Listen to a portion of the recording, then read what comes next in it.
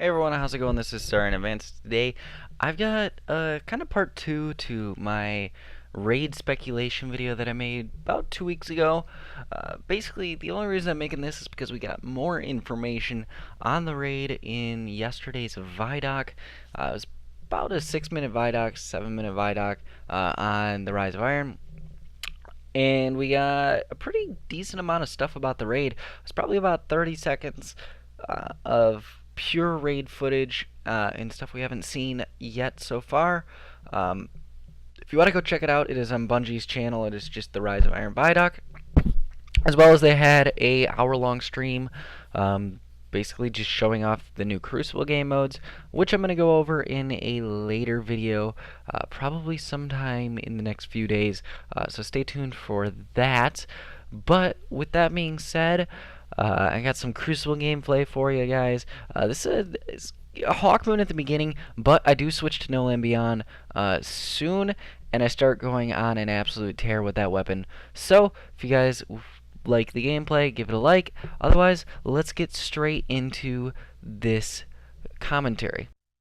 So starting off, I wanted to talk about the Mechanist, who is a boss that we saw in the Gjallarhorn trailer. The more gameplay I see of the raid, the more I think that he actually could be a boss within it. And here's why. Bungie stated that the raid is going to start on patrol in the Plaguelands. In Sepix Prime, the servitor boss, in the first ever strike that you do in year 1, is featured in a patrol area that we can currently access in the game right now. It's just off the Divide and then the Rocket Yard, and you just keep on going. And you eventually hit where the Sepix Prime strike is, in the Blast, I believe, is the area that is named, which is interesting because I believe that is going to be part of the Plaguelands. If not, it's going to be the very edge of it. And with that being said, if that is part of the raid, it could be the patrol area that Bungie is stating in their comments. And the giant servitor ball that we have seen in quite a few trailers. It's made by the ball right on top of Cade's stash mission, in case any of you guys have played that. And then it's got a ton of airplane wings stuck in it. Like, literally the Fallen have gone mad and just started building whatever they wanted. Basically, that is located in this area.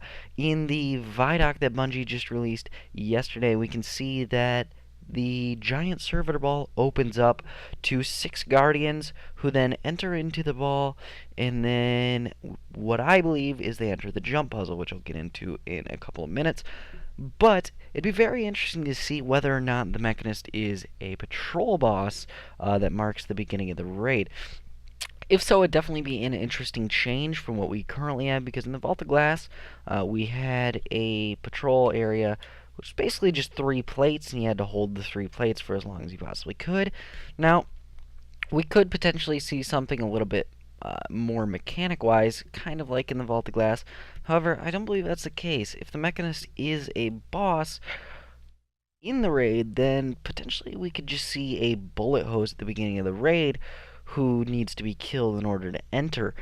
And that seems like an interesting idea to me. However, the only thing that kind of turns me off on that idea is that in the Gjallarhorn trailer, there were only 3 Guardians on the screen when they were actually fighting the Mechanist boss, which makes me believe that this is a maybe, but is definitely not a guarantee. It is the farthest thing from a guarantee, actually. So it'll be interesting to see exactly how that comes to play and whether or not that is actually going to be a thing that we see. But the Nexus would be an awesome boss fight, especially because it allows patrolling Guardians to actually see one of the boss fights in the raid and get themselves prepared for when they finally have a Guardian or a team of 6 Guardians who can enter into it and actually fight the boss then. However, if this is true, then the Mechanist is going to have to be a very simple boss to defeat. You can't have too many mechanics, otherwise you'd turn off people patrolling. But it can't be too simple as if to look just kind of like a normal patrol boss with a lot of health, similar to the Ultras in the Taken King that were released. But we will see just how that goes. As far as that goes, if that is the patrol area or if that is a boss fight area, I believe that the patrolling guardians and the raiding guardians are going to separate at that point when they enter the servitor ball. I believe the door is going to open very, very similarly to the Vault of Glass door opens. And this is where we could see the split between the guardians in patrol as well as the guardians in the actual raid. And it makes sense considering that the Vault of Glass door opens, you separate from the patrolling guardians and the raiding guardians, and it just makes sense from what Bungie has done previously.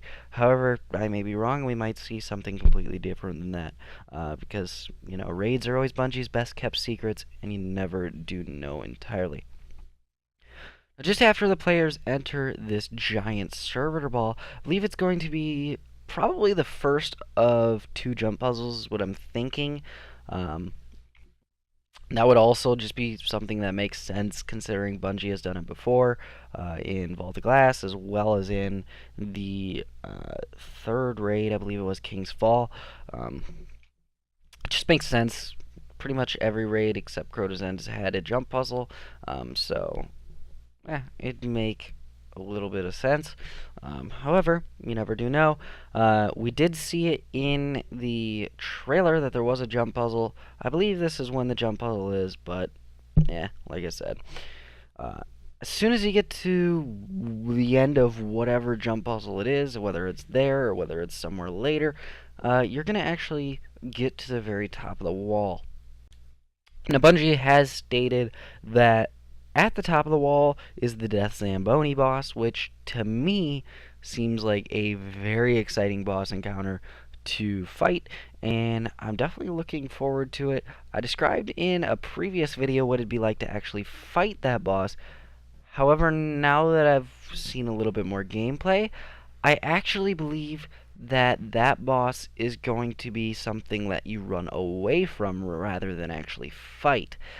This would make kind of a Crash Bandicoot-esque escape along the wall, and that would be a very cool thing to have if this was actually how the boss was. Now, instead of actually fighting the boss, here's what I think it's actually going to be. I believe it's going to be the Crash Bandicoot escape route, and I believe that what you're going to do is you're going to run along the wall until you get to a farther section, and then what you're going to do is you're going to jump off of the wall instead of fighting this giant Death Zamboni. And I believe it's going to be very similar to the Vault of Glass strike. Once again, right after the Templar fight where you have that massive fall into the Gorgon Cave, I believe it's going to be very similar to that, and I believe it's going to be something pretty exciting to see, especially considering that the raid has you literally running away from a boss and then jumping off the edge in a last-ditch effort to run away from it. That would be a very cool encounter, and not too many people would know what to do right away. And especially be frustrating if you had to have all 6 guardians alive for this entire section of the raid in order to get past it. It'd make it very frustrating, and it would make it very, very annoying to actually escape from. Now, moving on, the final encounter that I believe is going to happen is probably the giant servitor or a Kel type boss. Now, just after you jump off of the Death Zamboni part of the raid, I believe you're actually going to fall further than just the actual Cosmodrome wall. I feel like you're actually going to jump into the earth a little bit, which would make a very interesting encounter that hasn't been a thing in Destiny yet. It'd be a very scary type boss fight, considering you are fighting deep in the earth. It's probably going to be a Kel that decided, hey, my dregs have found this Siva. I should go figure it out and infuse myself to make myself more powerful. Because it does say that Siva does need a host in order to work. So that'd be definitely an interesting thing to see. Another interesting thing about the actual arena that you're fighting in, And this is the final point that I have, is that you're more than likely going to find the 8 Iron Lords who fell originally trying to contain Siva. It'd make a lot of sense that these Iron Lords would actually be under the ground where the final boss is, which is where I think the main hub of Siva will be, just because the 8 Iron Lords did contain it, and they all died in the process, so I believe they'd be somewhere around where you contained Siva the first time. It just makes sense for the story. But like I said, you never really know in a Bungie raid, because what you theorize usually isn't how the actual fight goes. But we'll see. I'm definitely excited to see how the raid turns out. Remember that it does release September 23rd at 1 a.m. Eastern, 10 a.m. Pacific. So definitely get your fire teams ready. I'm going to be going out there as soon as I possibly can. Hopefully I'll have a team ready at 1 o'clock. I'll definitely be streaming it. I'll definitely be posting videos on all the boss fights and boss encounters and shit. So, yeah, definitely check it out.